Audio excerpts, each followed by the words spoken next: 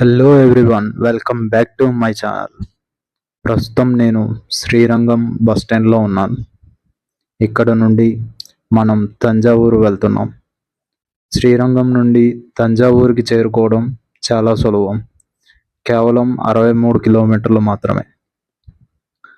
చారిత్రక కట్టడాలు, అద్భుతమైన దేవాలయాలకు నిలమైన తంజావూరులో మనం ఏం చూడబోతున్నాం అన్నది ఈ వీడియోలో చూపిస్తాను.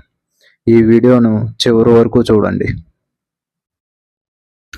సుమారు 130,000 టన్నుల గ్రానైటు, సిమెంటు లేదా ఎలాంటి జిగురు లేకుండా కేవలం దానిపైన ఒకటి పేర్చిన రాళ్ళు, ఇంటర్లాకింగ్ సిస్టమ్ ద్వారా నిర్మించిన ఈ దేవాలయం 1000 ఏళ్ళు అయినా చెక్కు చెదరకుండా నిలబడిన మహానిలయం.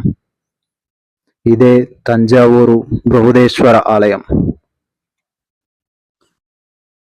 ఆధునిక క్రేనులు లేని ఆ కాలంలో రాజరాజ చోళుడు 216 అడుగులు ఎత్తున్న గోపురంపైకి 80 టన్నుల బరువున్న ఏకశిలని ఎలా ఎక్కించారు? శాస్త్రవేత్తలకు సైతం ఆశ్చర్యపరిచే ఈ పెద్ద కోవుల రహస్యాలను ఈరోజు మనం తెలుసుకుందాం. ఈ ఆలయం గురించి తెలియాలంటే దీని వెనుక ఉన్న మహామనిషి రాజరాజ చోళుడు గురించి తెలియాలి. ఈ ప్రతిష్టాత్మక ఆలయం నిర్మాణం రాజరాజ చోళుడి చేత క్రీస్తు శకం 1003 సంవత్సరంలో ప్రారంభించబడి 1010లో పూర్తి చేయబడింది. ఇది విశ్వానికే ప్రతీక. ఇది మహామేరుని పోలి ఉండేలా రూపొందించబడింది. ఇక్కడి గోడలపై ఉన్న శాసనాలు చాలా ప్రత్యేకం. రాజు తనను తాను పొగుడుకోవడమే కాకుండా ఆలయ నిర్మాణం కోసం పనిచేసిన శిల్పులు, నృత్యకారులు, చివరికి శుభ్రం చేసిన వారి పేర్లు కూడా రాతిపై చెక్కించారు. ఇది రాతిపై చెక్కిన సజీవ చరిత్ర పుస్తకం. ఈ బృహదేశ్వర ఆలయానికి 3 ప్రధాన ద్వారాలు ఉన్నాయి. అందులో ఒకటిగా మరాఠా ద్వారం, రెండోది కేరళాంతకన్ గోపురం, మూడోది రాజరాజన్ గోపురం. ఇది ఆలయ ప్రధాన ప్రాంగణంలోకి తీసుకొని వెళ్ళే చివరి అత్యంత ముఖ్యమైన 3వ ద్వారం. అదే ఆ 3వ ద్వారం. సాధారణంగా దక్షిణ భారతదేశ ఆలయాల్లో బయట ఉండే గోపురాలు పెద్దవిగా ఉంటాయి. లోపల ఉండే గర్భాలయ గోపురం చిన్నదిగా ఉంటాయి. కానీ ఈ తంజావూరులో మాత్రం ఆలయ గోపురం అన్నిటికంటే చాలా పెద్దదిగా ఉండటం ఒక విశేషం. అదిగో అక్కడ కనిపిస్తున్న గోపురం ఎత్తు 60 మీటర్లు. అయితే దానిపైనున్న కుంభం బరువు అక్షరాల 80 టన్నులు. అయితే 1010 సంవత్సరంలో అసలు క్రేన్లే లేని ఆ కాలంలో అంత బరువున్న రాయిని ఆ పైకి ఎలా తీసుకెళ్లారనుకున్నారు? దీనికోసం వారు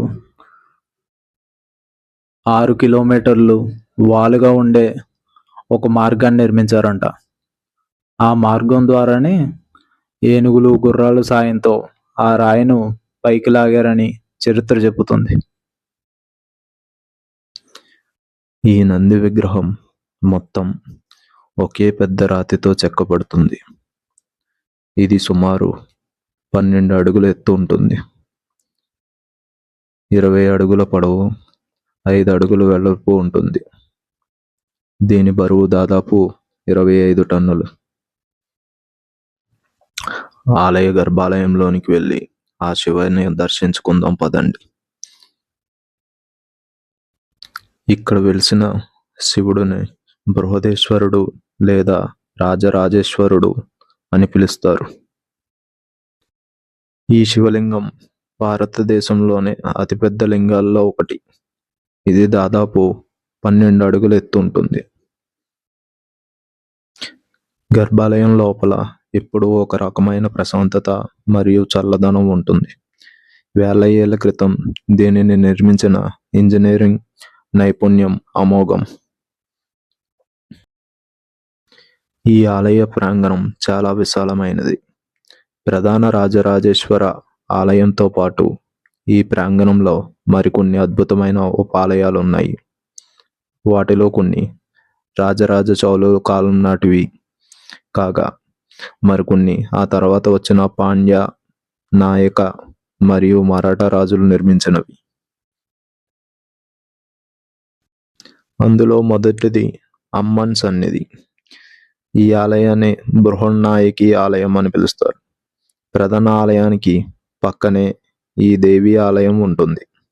ఇక్కడ వెలిసిన అమ్మవారిని బృహన్నాయకి లేదా పెరియనాయకి అమ్మన్ అని పిలుస్తారు. వినాయక సన్నిధి. నైరుతి దిశలో ఉన్న ఈ ఆలయం కూడా చాలా విశిష్టమైనది. ఇక్కడ ఉన్న వినాయక విగ్రహం చాలా పెద్దది. సుబ్రహ్మణ్యేశ్వర ఆలయం. ప్రధాన ఆలయం వెనుక భాగంలో ఈ ఆలయం ఉంటుంది. ఇది శిల్పకళ ప్రకారం అత్యంత అందమైన ఉపాలయం. దీనిపైన ఉన్న రాతి చెక్కడాలు చాలా సూక్ష్మంగా మరియు వివరంగా ఉంటాయి. తర్వాతి ఆలయం చండికేశ్వర ఆలయం. ప్రధాన ఆలయం ఉత్తర దిశలో శివలింగానికి దగ్గరగా ఉంటుంది. శివాలయాల్లో చండికేశ్వరుణ్ణి ఆలయ పాలకుడిగా భావిస్తారు. భక్తులు శివ దర్శనం తర్వాత ఇక్కడికి వచ్చి దర్శించుకోవడం ఆచారం. ఈ ఆలయ ప్రాంగణంలో వారాహి అమ్మవారి ఆలయం అత్యంత శక్తివంతమైనదిగా భావిస్తారు. ఈ ఆలయ పరిరక్షకురాలుగా వారాహి అమ్మవారిని కొలుస్తారు. రాజరాజ చోళుడు ఏదైనా యుద్ధానికి లేదా అత్యంత ముఖ్యమైన పనికి వెళ్లే ముందు అమ్మవారిని దర్శించుకుని వెళ్ళేవారని చరిత్ర చెబుతుంది. ఈ ఆలయం ఎన్నో భూకంపాలను తట్టుకుని నిలబడింది. దీనికి కారణం పజిల్ లాంటి నిర్మాణం.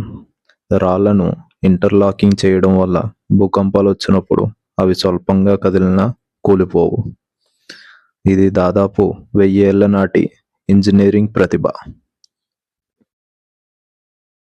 తంజావూరు బృహదేశ్వర ఆలయం మన దేశంలోనే ముఖ్యమైన కళా విజ్ఞానం మరియు శక్తికి ఒక నిదర్శనం.